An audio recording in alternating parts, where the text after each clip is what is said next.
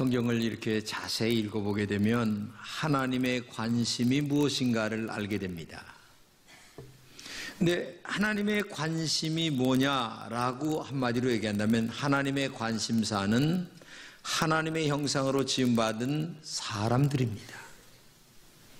그래서 사람을 부르시고 그리고 그 사람들을 역사 속에 어떻게 사용해 가셨나를 하나하나 말씀하시는 것이 성경의 기록입니다.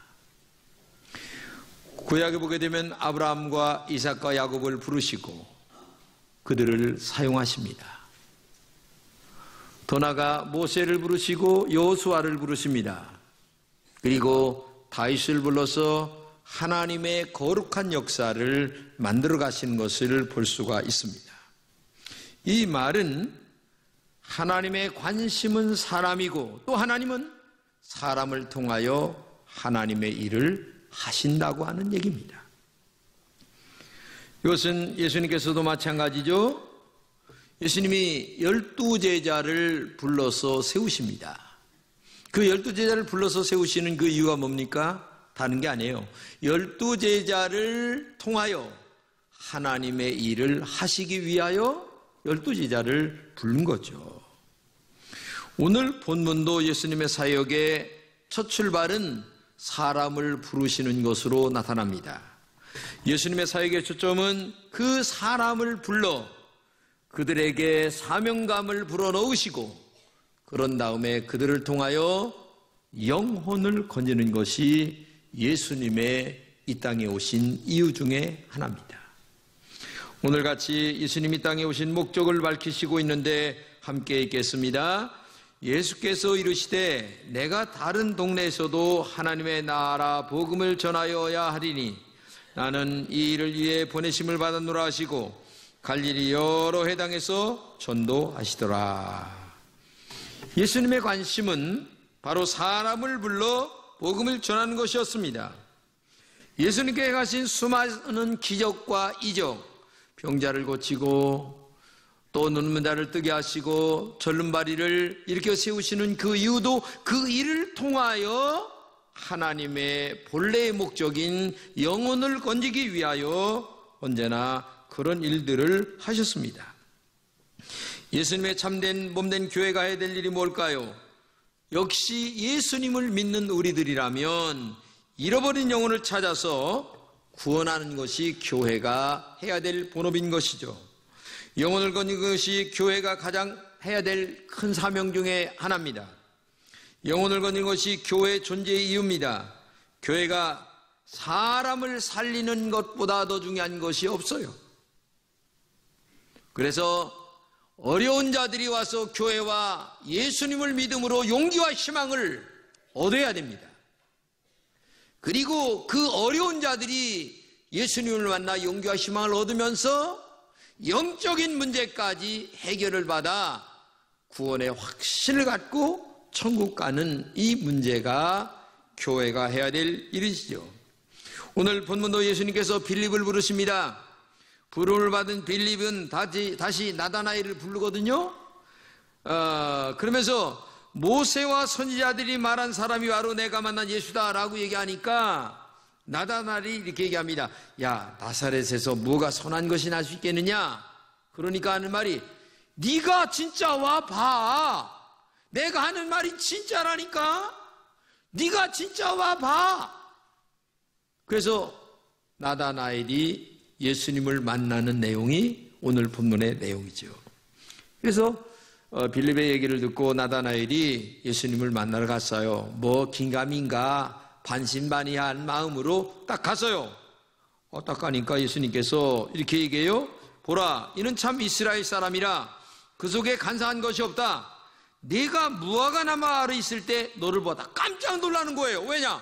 자기의 미래와 과거를 한눈으로 딱 보시는 예수님을 보면서 이 나다나엘이 깜짝 놀라는 거예요. 아니, 내가 무화과 나무에 있을 때, 아니 그리고 내 심성까지 알고 있는 이분, 야, 엄청나다, 대단하다. 이 말 한마디에 나다나엘은 지금까지 가졌던 부정적인 생각을 싹 날려보내죠. 그의 마음과 머리에 안개가 사라지는 거야. 쫙 사라지면서 영혼이 맑아지면서 그 예수님이 우리가 기다리던 메시아다, 하나님의 아들이다라고 하는 신앙 고백을 나다나엘이 하게 되는 거죠. 이것이 오늘 본문의 이야기입니다. 여기서 우리가 와서 보라, 이 빌립이 얘기한 네가 와서 봐, 내가 설명하는 것보다 네가 진짜 와서 그 예수를 직접 만나봐 라고 하는 그 말이 어떤 의미를 갖고 있을까? 첫째는 와서 보라고 하는 말은 예수님에 대하여 확신에 찬 말이란 얘기죠. 신앙은 예수님에 대한 확신으로부터 시작이 됩니다. 내가 믿는 예수님께서 하나님의 아들이라고 하는 확신, 내가 믿는 예수님이 죄인을 구원하기 위하여 십자가에 피 흘려 죽으시고 사흘 만에 부활했다고 하는 신앙의 확신이 있어야만 믿음이 들어가기 시작한다는 얘기죠. 본문에서 예수님이 빌립을 부르죠. 빌립은 예수님을 만나자 이분이 이제까지 기다렸다고 하는 메시아라고 하는 확신에 찹니다. 그 확신이 너무나 확신하니까 친구인 나다나엘에게까지 전도를 하는 거예요. 나다나엘 역시 예수님을 만나보자 확신에 차는 거야. 그래서 신앙은 확신에 찰 때까지 올라가야 되는 거예요. 여러분 자신의 신앙을 한번 확인해 보시기 바랍니다. 예수님께서 여러분의 죄를 위하여 십자가에 피 흘려 주셨다가 사흘 만에 부활하신 분이라고 하는 신앙의 확신이 있는가 생각해 보셔야 돼요. 내가 그 예수님을 나의 구세주로 믿기 때문에 내가 지금 죽는다 해도 나는 천국에 갈 수 있다고 하는 신앙의 확신이 있는가, 이게 중요합니다. 예수님이 나의 구세주라고 하는 확신, 나의 죄를 용서하기 위해 십자가에 죽으셨다고 하는 확신, 그리고 사흘 만에 부활했다고 하는 이 확신, 그 부활하신 예수님처럼 예수님이 재림하실 때에 나도 부활할 수 있다고 하는 이 확신한 신앙, 부활하신 예수님이 재림하실 때에 나도 부활한다고 하는 이 확실한 신앙이 여러분 자신에게 있는가 한번 확인해 보시기 바랍니다. 이런 확신이 없는 신앙생활은 허공을 울리는 메아리에 불과한 거예요. 교회를 다니는 종교인이지 진짜 믿음이 있다라고 얘기할 수가 없는 거죠. 이런 확신에 찬 신앙은 내가 지금 죽는다 해도 나는 하나님의 나라 천국 갈 수 있다고 하는 확신이 찼기 때문에 죽음이 두렵지 않아요.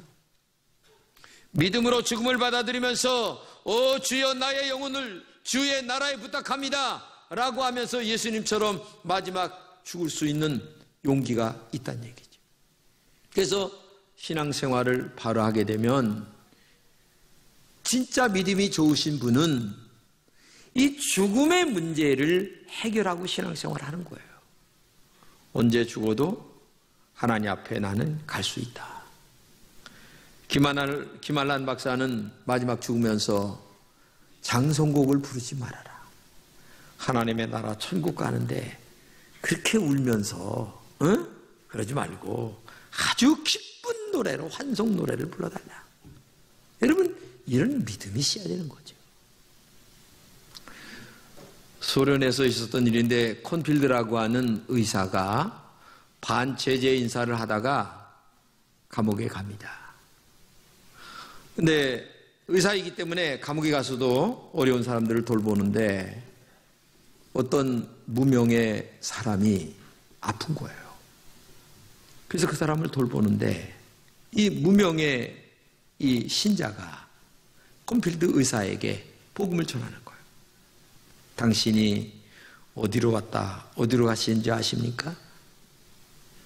당신이 지금 죽는다면 천국에 갈 수가 있겠습니까? 하면서 아픈 몸으로 이 콘필드에게 계속 전하는 거예요. 그러니까 이게 뭐 한두 번 만나는 게 아니라 계속 만나서 복음을 듣다 보니까 믿음이 들어가기 시작하는 거예요. 그러다가 이 무명의 이 환자는 죽었어요. 그래서 이 콘필드가 믿음을 받아들였는데 또 다른 새로운 아픈 환자가 생겼어요. 그래서 이 아픈 환자를 보니까 암이 걸렸는데 죽게 됐단 말이죠. 그러니까 이 콘필드가 자기가 무명의 어느 예수 믿는 사람에게 받은 복음을 이 다시 환자에게 전하는 거야.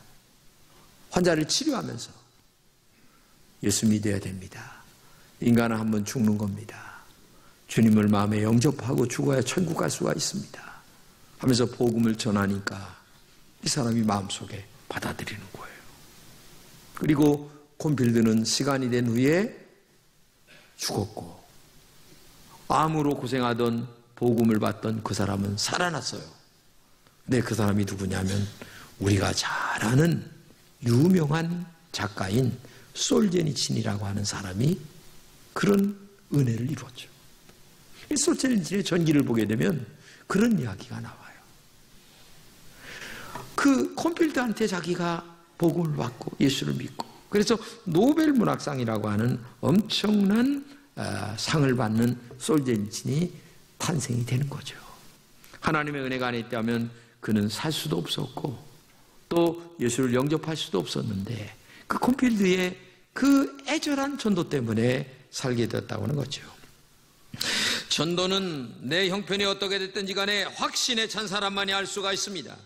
비록 형편이 죄수라 할지라도 죽어가면서라도 복음을 전할 수 있는 확신이 우리에게 있어야 된다는 얘기예요. 무명의 환자는 죽어가면서도 전했어요. 저는 식당에 가도 예수 믿느냐고 물어보고, 엘리베이터를 타도 교회 나가느냐고 물어보고, 그게 나는 우리 라인에 김진영 목사라는 거 다 알아요. 왜? 예수 믿냐고 하도 물어보니까 교회 나가라고. 아니, 만나는 사람마다 얘기를 하는 건 만나는 사람마다. 여러분 부탁합니다. 이런 확신으로 영혼을 건지는 여러분 되시기를 주님의 이름으로 축복합니다.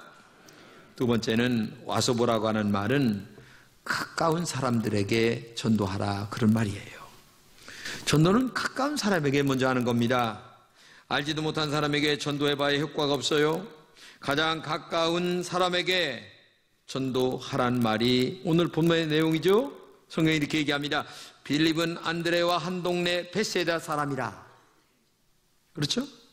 빌립은 한 동네 사람인 안드레와 나다나엘에게 전도했습니다.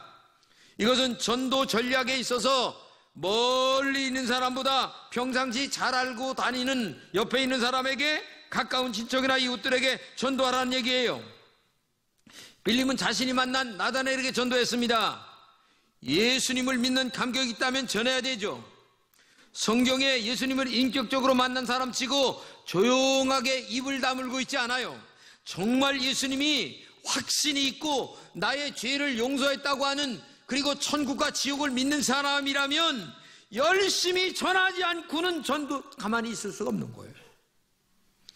빌립은 전도를 위해 특별한 교육을 받지도 않았습니다. 그런데도 전도했습니다. 전도 교육을 받지 않았기 때문에 전도 못한다고 하는 말은 잘못된 거예요. 마귀가 우리에게 심어주는 가장 유일한 방법 중에 하나가 뭐냐면은 핑계를 대도록 만드는 겁니다. 나는 전도 못합니다. 배우지 않아서 못합니다. 전도에 대하여 뭘 모릅니다.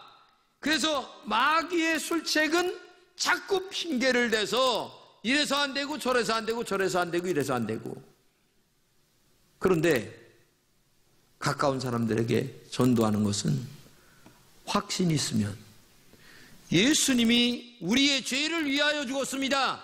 당신의 죄를 위하여 죽었습니다. 예수 믿고 천국 가세요. 전하세요. 그냥 전하는 거예요. 그냥. 그러면 하나님이 그의 영혼을 책임져 주시는 거예요.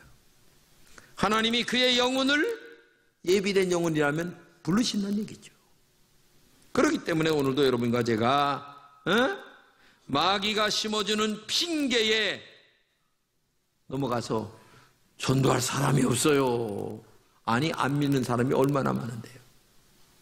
그렇지 않겠어요? 여러분의 주변에도 믿지 않는 친구들, 형제, 자매들이 많이 있습니다. 그분들에게 찾아가 전도하는 것이 중요한 것입니다. 안드레가 복음을 전한 사람은 자기 형 베드로입니다. 다시 말하면 가족에게 최초로 예수님을 전했던 얘기죠. 다른 전도도 중요하지만 나와 함께 있는 가족과 가까운 이웃들에게 복음을 전해보세요. 왜냐하면 하나님이 그 마음을 언제 움직일지 몰라요. 그렇지 않아요? 우리는 전하기만 하면 되는 거지 내가 그 사람의 마음을 움직이려고 할 필요가 없어요. 성령이 그의 마음을 움직여 주실 줄로 믿습니다. 그래서 믿고 전하는 거예요. 믿고 전하는 거예요. 응? 가족과 이웃에게 전도하는 것이 시급한 것입니다.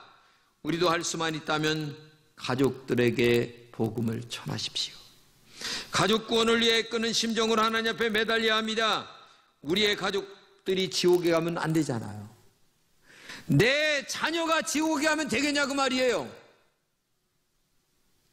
내 가까운 형제자매가 지옥 가면 안 되잖아요. 하나님 나라에 가야죠.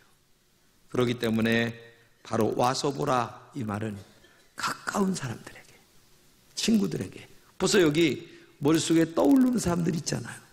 이번 주에 가서 얘기를 하세요. 야, 교회 가자. 너 예수 믿어야 천국 가. 이 얘기를 해야 되는 거예요. 부탁합니다. 우리 금천의 성도들은 좀 다른 사람들이 볼 적에 지나칠 정도로 열심히 전도하는 여러분 되시기를 주님의 이름으로 축복합니다. 세 번째 와서 보라고 하는 말은 예수님이 하나님의 아들이라고 하는 거예요. 본문에 나다나엘이 예수님이 하나님의 아들이다 이런 고백을 합니다. 이스라엘의 임금이라고 얘기하죠. 이 말은 예수님이 자기가 만난 메시아다, 자신이 체험한 그리스도다 그런 말이거든요. 사실 예수님은 나다나엘에게 정말 대단한 뉴스거리예요. 왜냐하면 이스라엘 나라는 그 당시에 로마의属국으로 있었어요. 그래서 나라를 독립시켜줄 만한 그 메시아를 기다렸었는데 바로 앞에 있는 이 예수가 메시아라고 하는 확신이 차다 보니까 이게 지금 흥분이 된 거야. 너무 많이. 아니 별것도 아닌 것으로 생각을 하고 가서 만나서 얘기를 들어보니까 자기의 과거를 알지 자기의 심성까지 꿰뚫어 보시는 그분을 보면서 너무나 깜짝 놀라는 거예요. 이건 뭐 미칠 적음. 그러니까 흥분이 된 거야, 흥분이. 그러니까 이 나다나엘이 미친 사람처럼 다른 사람들에게 또다시 복음을 전하는 거죠. 사실 전도는 이상한 사람이 좀 할 수 있는 거예요. 전도는 제정신이 아니라 예수 정신으로 하기 때문에 그래요. 전도는 내 영이 아니라 예수 영으로 하기 때문에 그렇습니다. 전도는 내 마음이 아니라 예수의 마음으로 하기 때문에 좀 이상할 정도로 열심히 있는 사람, 이상할 정도로 복음에 확신이 찬 사람만이 전도할 수 있다는 얘기입니다. 조금 지나친 말로는 다른 사람이 볼 적에 저 사람 미친 사람 아니요? 이런 말 한 번은 들어야 됩니다. 저도요 옛날에 예수 믿고 전도할 적에 아이 저놈 저거 미친놈 아니요 저거? 응? 이상해졌네. 이 얘기 한번 드려야 됩니다. 근데 그건 미친 게 아니라 복음에 대한 열정과 확신이 있다 보니까 너무 감사하고 뜨거워서 가만히 있을 수가 없어요. 전하지 않고는 할 수가 없어요. 제가 예수 처음 믿고 나서 고속버스가 생겼어요. 세상에 고속버스에 그때 마이크가 있었는데 마이크를 뺏어가지고 내가 고속버스 타고 하면서 사랑하는 여러분 하면서 앞에서 내가 전도를 하니까 차장이 마이크를 뺏길래 왜 뺏어? 나 지금 전도하는 중이야. 기다려. 제가 그렇게 한 사람이요. 이게 좀 미친 사람 같잖아요. 근데 내가 미친 게 아니에요. 예? 복음이 너무나 좋으니까. 복음이 너무나 아름다우니까. 천국과 지옥이 여기에 달려있다 보니까 좀 이상할 정도로 지나칠 정도로 전도를 했을 뿐이죠. 사람은 미친 사람이 무합니다. 슬슬 하는 사람은 아무것도 못해요. 아니 에디슨이 발명왕에 미치다 보니까 발명왕이 된 거예요. 얼마나 미쳤는지 세상에 연구를 하면서 끓는 물에다가 계란을 넣는다고 한 것이 시계를 넣은 거 아니겠어요? 이렇게 정신이 나갈 정도로 몰두해야만 일이 된다는 얘기예요. 그래서 덜 미친 사람이 비정상입니다. 여러분이 온전한 그리스도인이라면 100% 예수에게 미쳐보세요. 가만히 있을 수가 없습니다. 예수님의 영이 가만히 있게 만들지는 않아요. 아직도 성령으로 충만하지 못하다 보니까 진정한 복음을 전할 수가 없다는 얘기죠. 적당히 하는 사람이 결과 만드는 거 봤습니까? 공부도 적당히 하는 아이는 실력 못 올라갑니다. 열심히 파고들어야 뭐가 되는 것처럼 신앙생활도 열심히 파고들어야 예수님 만나고 거듭나고 성령 충만하고 은혜 충만하지, 적당하게 교회만 왔다 갔다 하는 사람은 목사님은 저렇게 예수님이 계시다고 하는데 왜 나에게는 예수님이 안 계실까? 왜? 적당하니까. 너무 적당하게 하니까. 이게 사람 잡는 거예요. 여러분 열심히 아니 자식들에게 공부 그렇게 적당하게 하라 그렇게 가르칩니까? 나도 여러분들에게 적당하게 예수 믿으라 그렇게 안 가르칩니다. 여러분에게 자식들이 야 이놈아 공부 열심히 해야지 하는 것 마냥 여러분도 예수 잘 믿으세요 이렇게 하는 게 이게 목사가 정상적이지, 적당하게 예수 믿으세요. 아무리 교회 나와도 예수 못 만납니다. 살아계신 예수님 못 만나요. 예수님을 만난 사람은 이 안드레나 베드로를 많이 만들게 돼 있어요. 생각해 보세요. 아니 빌립이나 나다나엘이 안드레를 통하여 베드로가 나오게 되고 그 다음에 바나바를 통하여 바울이 세워지듯 나보다 더 좋은 영적인 사람들을 만들어 간다는 얘기예요. 그래야 하나님의 나라가 이어지게 되고 그래야 하나님께 영광 돌릴 수 있지 않겠어요? 내가 큰일 하는 것도 중요하지만 나보다 더 큰일 하는 베드로와 바울 같은 사람을 전도해가지고 오는 것도 더 훌륭한 일입니다. 그렇기 때문에 오늘도 여러분과 제가 언제나 뜨거운 열정과 신앙을 가지고 나보다 더 좋은 영혼을 만나 하나님의 큰 일을 감당할 수 있게 해달라고 하는 그런 열정과 뜨거움이 있어야 될 줄로 믿습니다. 여러분, 감독하게 되면 어떤 사람이 유명한 감독이에요? 승리를 잘하는 사람이에요. 이기는 사람. 근데 이기는 것보다 더 중요한 것은 조련을 잘해야 됩니다. 조련. 그리고 좋은 선수를 골라낼 줄 알아야 되는 거예요.